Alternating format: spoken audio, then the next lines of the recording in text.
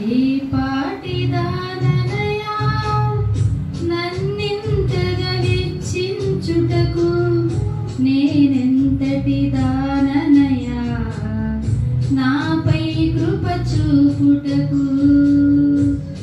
ఏ పాటిదాననయా నన్నింతగా హెచ్చించుటకు, నేనెంతటి దాననయా నాపై కృప చూపుటకు.